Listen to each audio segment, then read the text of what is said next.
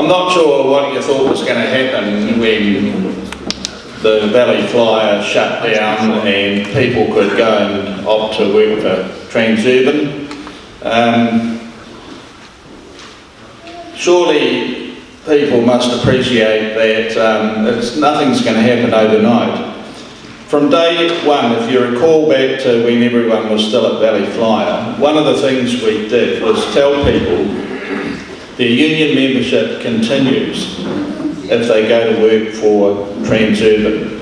And no one at the moment at Transurban, Wellington or Hub, are paying fees, but they will be once we ask Transit to process these applications. And you know, I'd like Joe to stand up. Joe has volunteered to be our delegate at Avalon Depot.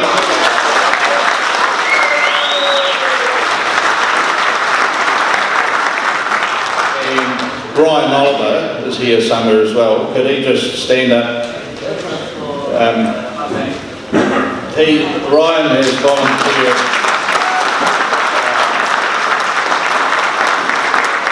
to be our man on the spot at Wainui. And, you know, to be honest, it's a shitty position to be in because the employers are hostile. There's no denying it. And they've stopped calling the police now when I go to the depots. So that's progress. We ended up chatting about all sorts of stuff. The weather and the latest rugby, and then they just went on their way. But that's stopped now. It's not going to be easy and it's not going to be a quick process. Rob, this is Rob Egan. He is someone that we've been using at Parliament and in the Labour Party to just sort of kick things along, so he might be able to just answer that question. Okay, in terms of what's happening politically, there's a change to Part 6A on the way under the Employment Relations Amendment Bill. Now that's currently just out of Select Committee and it's before the House, and they're probably looking at passing that before the end of the year. That's too late for you guys in this dispute, unfortunately. But what it does is it gives the Minister the ability to designate particular occupations, and the indication is that drivers will be designated as vulnerable workers. Now what that means is in an instance of competitive tendering, such as you've just been through, your terms and conditions are protected. So once that's in place, basically anything you negotiate this time around becomes a floor. So it can't be contracted out from under you again, which is a good thing. The other thing that's happening is there's things called fair pay agreements, which are industry agreements, which are looking like they're going to be up in the House next year, early next year. They're basically industry minimums where they're negotiated, and they'll definitely be negotiated in your industry because it's strongly unionised. Other than that, tomorrow there's a select committee between I think it's 9:30 and 11:40. The council has been invited to come, or told really, to come to Parliament and explain what's going on with the mess to the Transport and Infrastructure Select Committee. So there's going to be some pressure put on them there. Has the process gone through the submission part of it? What for the earlier stuff? For the Part 6A, yes it has, it's come out. Yeah, it's come out and it's recommended by the Select Committee and it's going in the second reading of the House. Just with Select Committee meeting tomorrow, have they invited drivers' representation and that as to our points and that? Because it's fair enough hearing from, you know, that's what mess they made, and they're going to come out with, once again, their so-called consultants' reports and that state their line. Yes, they have. We are not speaking because we want as much time. We want the council to have as much time for the select committee as possible, because the more questions they're asked, the tougher it's going to be for them. Yes, select committee members have approached the Tramways union for advice on the kinds of things, issues that have cropped up industrially, so that they're prepared for the meeting, for the hearing tomorrow. Thanks. I'm conscious of the time. We've got a, thanks Rob, we've got a motion on the floor for questions because there's got to be a ballot for everyone on this motion. No secret ballot on this one, but when this one's dealt with, we then move on to the question of what action we're going to take, and that requires a secret ballot, which we've got the papers for. So let's get back on track. Any questions about this first motion? There aren't enough drivers. If there aren't enough drivers and we're the bottleneck in the whole system, why am I getting $19 an hour? It's getting harder for me to find people with Class 2 licences because it's hard to get a Class 1 licence. We're the bottleneck. I don't understand why I'm getting less than $20 an hour when everyone's short of what I give. I've heard annoyed about this. Question is, could you please reiterate your connection between the Go Wellington agreement and the City Line agreement? What you said before. About we don't. Well, what I heard was that unless there's an agreement with the City Line, is that right? Unless there's an agreement with City Line, the Go Wellington agreement doesn't get ratified. Is that correct? Because on your sheet it says the first collective agreement settled will set the minimum pattern for bargaining with the remaining companies. So which one are we talking about? You're talking about connecting two agreements. What I actually said to you is, in my view, if New Zealand Bus makes an offer for both City Line and Go Wellington, the Go Wellington agreement will not be settled unless the City Line agreement is settled. Okay, maybe I've got that would be my recommendation to you. The time has come where we've been edging City Line closer to Go Wellington. The time has come to make the great leap forward. Okay, who manages City Line? That's what I don't understand that. New Zealand Bus. Thank you. I just want you to understand here, we've had a question about, what does the union do for the people out in the hub? I want you to understand that what we're talking about is we're looking towards a regional agreement so that eventually, and it's not going to happen straight away, but we're looking towards getting an across-the-board award, okay? I want you to really understand here just how much work is going into this and just what we're dealing with. Transit are going out of their way to undermine the union. Out in the hub where you work, we know that they've been talking to drivers, saying to them, you don't need to join the Tramways union, we'll set up our own business union. They think they're going to set up an in-house union for the drivers. They will have and maintain control. When we talk about the union visiting out to the hub and being shut out, what's happening is that Transit illegally are calling the police, and we are supposed to have unfettered access. When you talk about a lack of communication, we're trying to get out there to speak to the drivers. Emails are going out. We've got a new mobile phone system that's sending messages out. We are relying on drivers to talk to each other. But I'm telling you now, Transit are doing everything they can to keep us out and to keep your wages down. And we are trying to get in there, and they are shutting us out. We've got court cases coming up about this. We've got so many legal cases on the table. Day in, day out, we're dealing with the media. I am telling you, we are trying to get into the hut, and we are trying to get you onto the same level that we're at Go Wellington. I promise you that's the case. Please don't ask us what the union is doing. We are working for you. I sort of go along with the motion. I'm quite happy for that to go ahead. The problem I have is, or the question that I would like to ask is, I'm a little bit nervous about this 1.5 for the first and second year.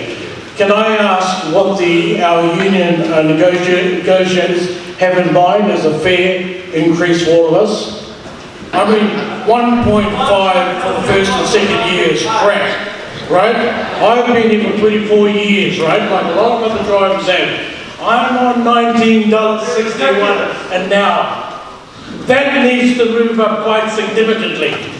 This motion here, the first motion which allows them to basically negotiate on our behalf your terms and conditions.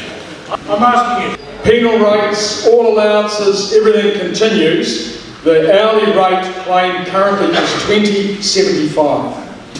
I just heard the other day, carers, the elderly, they got an increase to $23.50 an hour. Okay, and they do an important job, but we do an important job too. So just everyone to bear that in mind. Social workers are getting a 30% increase over the next 2 years. I just heard it over the radio. So now's the time. And yeah, if the companies can't afford it, it's not our problem, but council could subsidise our wages as they do other contractors at Wellington City Council. So it's not our problem, but we should go for gold while we can set a base really good wage to be protected with the new legislation.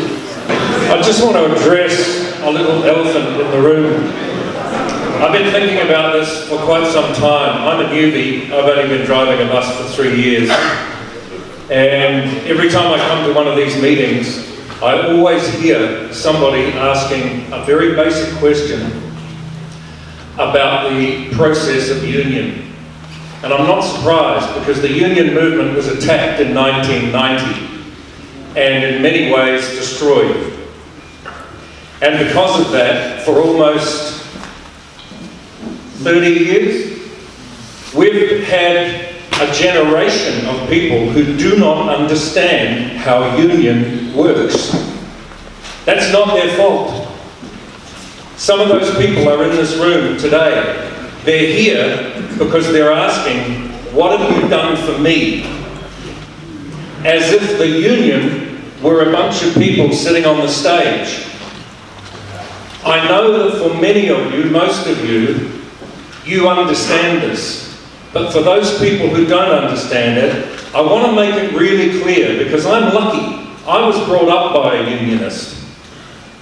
So I understand, and I've understood since this high, what union is and how it works. But not everybody has, and we need to understand that, and we need to respect that, because there's an education process required here if the union movement is to get back into the strength that it needs to be for a proper democracy to be operating in this country. Unionism is one of the foundations of a healthy democracy, and it was attacked in 1990 and it was almost screwed. Now we need to think about that, and we need to respect the people and help the people who have for a whole generation not understood what a union is. So I'm going to point it out to you. This is not the union. These people here are elected by the union in order to negotiate and activate our causes. The union is here. This is the union. I cannot stress it enough. You must not come to a union meeting and ask, what have you done for me? You must not do that. And I'll tell you why. Because the question is to be asked of yourself. What have I done for me by attending the union meeting, by voting, by believing that standing together, unified, in solidarity, we are powerful. Ladies and gentlemen, I need to get it across to you. If we stand as one voice, we will win. Is there anybody who is opposed to the motion or wants to speak against it so that their voice can be heard? I don't know if I heard it right or wrong, but I thought the council said everyone was going to a living wage, and anyone contracting to the council would be on that. Did I hear it right or wrong? I think the council that you heard speak those words was Wellington City Council. The people that do these contracts for the buses are Wellington Regional Council, and they're separate entities. There are some people in this room, as was pointed out when Graham read the transit conditions, have no ability to control their hours of work, their days off, and to plan for family life. and they are having it harder than us at the moment. But the important thing here is that we now vote on that first motion. Graham moved it. I will second the motion. And the motion is, I'll just read through it again, that the union continue bargaining with any employer willing to engage in bargaining.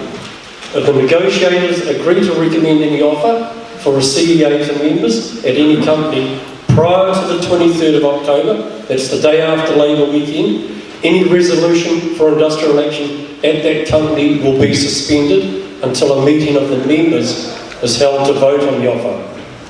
The second part of the motion, that the first collective agreement settled will set the minimum pattern for bargaining, with remaining companies and all union members endorse taking whatever lawful steps that may be required to help members at each company get a deal equal to the pattern that has been established. And probably what hasn't been really brought out to your attention here is that why we're concentrating on the Hutt Valley Agreement is that is the one we intend to take to the rest of the employers, because it's the closest one to what they currently operate and doesn't do such a huge step that they'll balk at it immediately. Because if it's Eastbourne and the airport flyer drivers can be on that rate, there should be no reason to have those same conditions and rates not be paid at transit and user bus. Thank you.